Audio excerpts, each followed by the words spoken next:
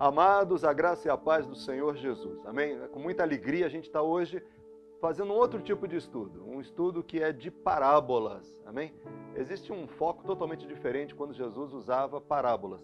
E a gente vai começar, por exemplo, vendo em Mateus 13, de 10 a 16, por que ele fazia parábolas, né? Então fala aqui: então se aproximaram os discípulos e lhe perguntaram: por que lhes falas por parábolas? E a gente vai entendendo que, na verdade, o Senhor explica direitinho aqui. Ele diz, porque a vós é dado conhecer os mistérios do reino de Deus, mas a eles não lhes é dado. No versículo 15 a gente vê, porque o coração deste povo está endurecido, e ouviram de mau grado com seus ouvidos, e fecharam seus olhos para que não vejam. Mas no 16 vem para nós a bênção. Mas bem-aventurados os vossos olhos, porque veem, e os vossos ouvidos, porque ouvem. Então, irmãos, nós vamos hoje fazer um estudo em parábolas de Lucas 15. O objetivo de Jesus ao usar parábolas era exatamente esse.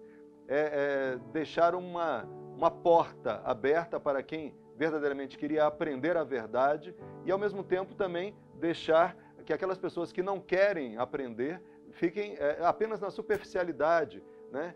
Sem nada a não ser uma leve, uma tênue lembrança daquilo que o Senhor quer falar. Então nós vamos estar orando agora para que o Senhor nos fale nesta manhã e seja a bênção. Em nome de Jesus, Pai, nós cremos, nós clamamos a Ti, Pai, para que o Teu Espírito Santo nos dirija nesse estudo desta manhã e possamos verdadeiramente, Pai, aprender o que o Senhor quer nos ensinar a cada um individualmente. Em nome de Jesus Cristo, amém, amém. Amados, fique conosco nos próximos minutos, amém?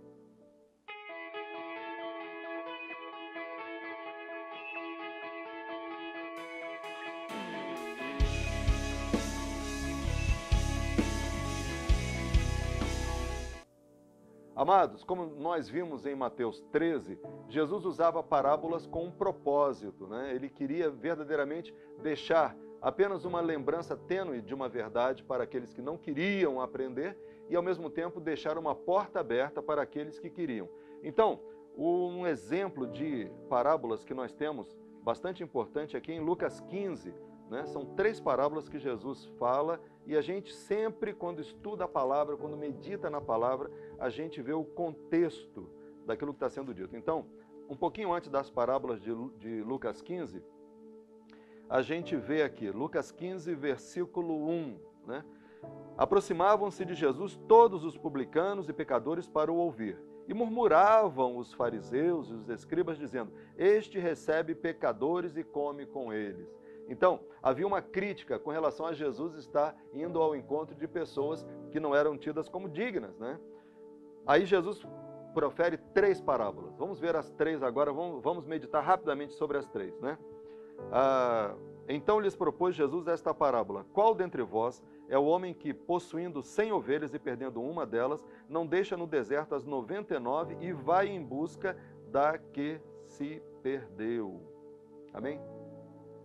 A gente vê que elas estão no deserto, né? São 100 ovelhas, mas uma delas, Jesus foca nela e vai atrás dela. Então, a gente vê que eles não estavam entendendo o amor de Jesus ao ficar com aquela ovelha perdida, com aqueles fariseus, com aqueles saduceus, com os publicanos. Não fazia diferença para Jesus. Meretrizes, publicanos, todos estavam igualmente recebendo a palavra de Jesus. Mas ele estava indo ao encontro dessas ovelhas. Então, este é o sentido da parábola. A gente muitas vezes, irmãos, fica tentando estudar uma parábola pegando detalhe por detalhe, né? E isso não é o foco de Jesus. A parábola nós vimos que é uma metáfora, ela é apenas um exemplo que Jesus está dando, né? E que pretende cobrir um assunto de forma bem concisa, bem restrita. Então, a gente não deve fazer aplicações muito fortes sobre cada detalhe da parábola, né? Jesus foi atrás da ovelha perdida e a trouxe de volta para o aprisco. Quando você chega aqui um pouco mais à frente, você vê no verso 5, achando-a põe-na sobre os ombros, cheio de júbilo, e indo para casa reúne os amigos e vizinhos, dizendo-lhes: alegrai-vos comigo, porque já achei a minha ovelha perdida. Digo-vos que assim haverá maior júbilo no céu por um pecador que se arrepende do que por 99 justos que não necessitam de arrependimento. Jesus está falando, aqueles que se acham justos não precisam, né, de arrependimento. Mas Jesus está indo atrás daquela ovelha perdida. Então, ele está explicando para eles o motivo do seu amor. Agora, é interessante o seguinte, pode ser muito gostoso a gente pegar detalhes, né, e tentar fazer elucubrações, pensamentos muito sofisticados, mas isso não cabe em parábolas. Muitas vezes pregadores se perdem porque, por exemplo, se você ficar analisando que essas 99 ovelhas não receberam Jesus e estavam no aprisco, não, né? A gente vê que elas estavam no deserto. Mas eu já ouvi pregações assim, 99 irmãos salvos na igreja e um lá fora que você foi buscar. Na verdade, não é isso que Jesus disse aqui, né? Ele disse que ele vai em 100 pessoas do mundo que estão no deserto, ele vai individualmente atrás de cada uma, ele vai buscar aquela ovelha, né? E ele traz então para o céu, e quando ele chega com a ovelha no ombro, há uma grande alegria no céu. Ou seja, esses amigos aqui seriam os anjos, né? Há uma grande alegria, porque os anjos veem isso. Qual é o problema, irmãos, de a gente fazer aplicações erradas? É que a gente pode começar a dizer que aquelas ovelhas a quem Jesus não foi levado, aquelas ovelhas que não ouviram falar de Jesus, estão salvas. Não é isso, né? Aquelas pessoas que não ouviram falar de Jesus não estão salvas. Então, a gente tem que ter cuidado para não fazer aplicações erradas. Então, apenas entenda o que Jesus disse. Ele disse que haviam 100 ovelhas e que uma estava perdida e ele foi atrás dessa perdida. Amém? É só isso, né? Quando você vê, por exemplo, aqui a outra parte, qual a mulher que tendo 10 dracmas, se perder uma, não acende a candeia, varre a casa e a procura diligentemente até encontrá-la? Já não estão no deserto, já estão dentro da casa e são 10. Né? E então essa mulher procura até encontrar essa única. E tendo-a achada, reúne as amigas e vizinhas, dizendo, alegrai-vos comigo, porque achei a dracma que eu tinha perdido. Isso está falando dentro da igreja. Existe um grupo de 10. E desse grupo de 10, um precisa de salvação. Uma pessoa ainda não está ali no meio, mas está perdido, né? Como diz aquela música, perdido na casa do Pai. A pessoa se achegou, gostou do Evangelho, está junto com os irmãos, parece crente, mas ainda não aceitou Jesus como Salvador. Mas o Espírito Santo vai atrás dessa ovelha perdida, amém? Dessa dracma perdida. Ele varre a casa, né? Ele limpa a casa, buscando achar essa dracma perdida. E a terceira parábola é a do filho pródigo. Certo homem tinha 2 filhos, o mais moço deles disse ao pai, pai, dá-me a parte dos bens que me cabe, e ele lhe repartiu os haveres. Passado não muitos dias, o filho mais moço, ajuntando tudo que era seu, partiu para uma terra distante, lá dissipou todos os seus bens, vivendo dissolutamente. Está falando sobre o homem individualmente se afastando dos caminhos de Deus, não é isso? Ficando fora da salvação, perdendo a chance de ser salvo. E ali então, a gente vê que quando esse homem cai em si, e ele reconhece que está comendo uma comida ruim, né? Diz lá no verso 15, então ele foi e se agregou a um dos cidadãos daquela terra, e este o mandou para os seus campos a guardar porcos.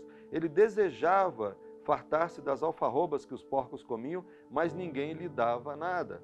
Então, para quem não está com Jesus, há fraqueza, pobreza, tristeza, um alimento ruim que ele está tendo ali no mundo, né?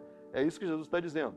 Então, caindo em si, disse, quantos trabalhadores de meu pai têm pão com fartura? Ou seja, se eu estou na casa do pai, eu tenho alimento farto e bom.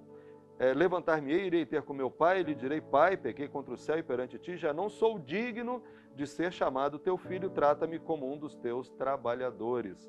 Levantando-se foi para o seu pai, vinha ele ainda longe quando seu pai o avistou e compadecido dele, correndo, o abraçou e beijou.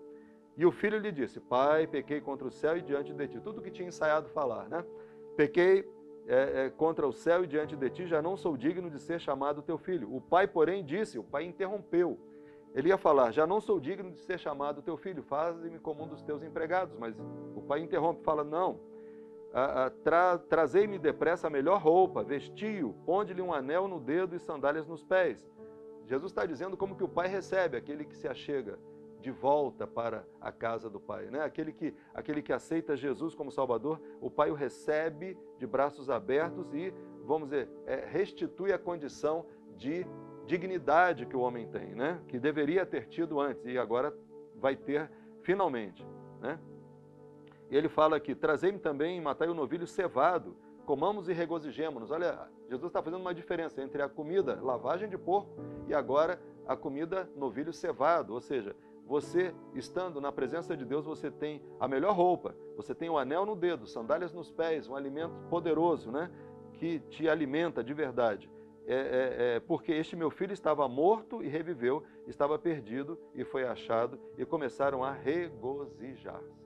Então, a palavra da mensagem da parábola é só essa, amém? Não tem uma segunda mensagem. A gente vê que, na verdade, havia a preocupação de Jesus em que o corpo de Cristo vá ao mundo e traga de 100 pessoas, uma ele vai trazer nos ombros para que todos se regozijem, porque você trouxe alguém para o reino de Deus.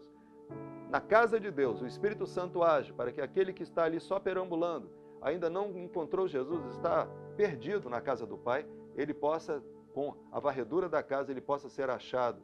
E então ele vai ser novamente colocado numa posição de dignidade. E por último, a gente vê a questão do Pai recebendo. Ele recebe individualmente cada um de nós. Amém?